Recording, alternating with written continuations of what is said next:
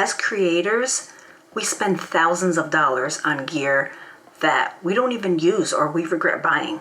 In today's video, I'm going to talk about the gear I regret buying. First up for me is the Loom Cube Air.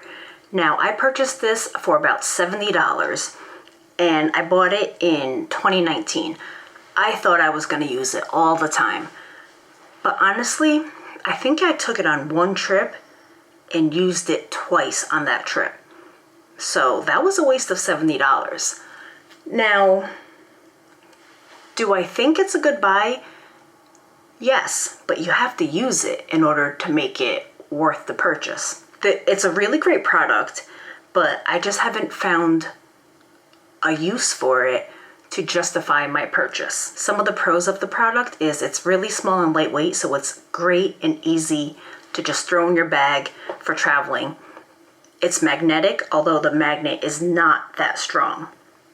It does come with 2 different diffusers, a white one to soften the light, and then an amber one to color correct or, just warm up the scene a little bit. And it is charged by a micro USB. It also has a 1/4-inch thread on the bottom that you can mount it to a tripod, and it comes with like this little cool thing that you screw in there, and it's like a keychain. I can't find mine, so what use is that? Number 2 for me is the Footage Cobra 2. It's a monopod, and I thought I was gonna really be able to use it for wedding photography or even just shooting video. But it turns out I shoot most of my things handheld. I may not be great at it, but it saves time, and I don't really ever bring it with me because it's not that light and it's just another piece of gear that I have to chug along. I purchased the Footage Cobra 2 for $109 back in 2021. So 2 years ago, and I think I took it out one time. And I didn't really use it even that time I took it out. Now, I do have to say, it comes with a pedal base, which is actually really, really handy and useful. It sells for $74, so can I justify the purchase? Still not really, because I would have rather paid the $74 just for the base than the extra money to have another piece that I don't use. I use the base pretty much for all of my Instagram reels. It's really handy. I attach a fluid head to it and then a phone mount to that, and it works wonderfully. So on to number 3 for some of the gear that I regret purchasing, and that is going to be the Magmod correction gels. These gels go for $49.95.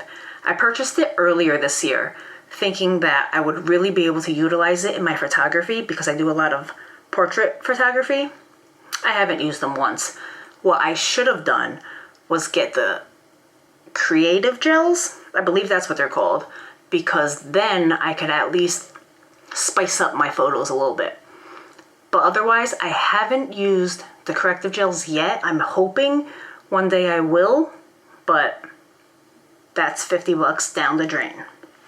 The 4th most regretted gear or equipment purchase that I made is an ND1000 filter. I thought I was gonna need this filter to make beautiful, silky waterfall photos, but it turns out you don't.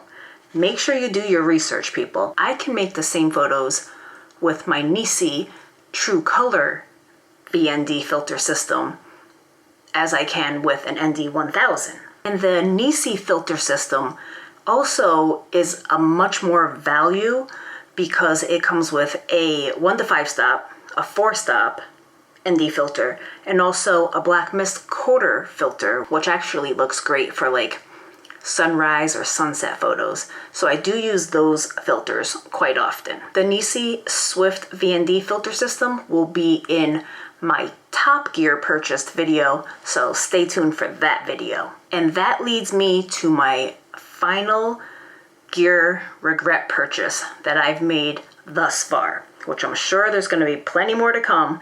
It just happens. We live and we learn. But my last gear that I regret buying is an intervalometer for my camera. Again, this goes back to creating those silky water pictures that I really, really wanted to do. I thought I was gonna need it, but it turns out I can just set a self timer in my camera and produce just about the same images. It's essentially a wired shutter release for your camera. Now, I may still end up using it if I'm going on a dedicated water type of outing that I'm gonna photograph, because it does make it easier, but again, it's another piece of equipment that you have to throw into your camera bag, which is already not that light to begin with.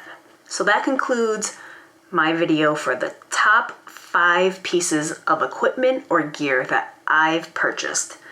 Now, a lot of the purchases I made without doing enough research or my due diligence. Make sure you do your research, people. Don't waste the money. You probably won't. Just make sure that you need or will at least use the equipment that you purchase. Read reviews, watch YouTube videos, whatever it takes before making that purchase, or else you're gonna have some regrets like I do.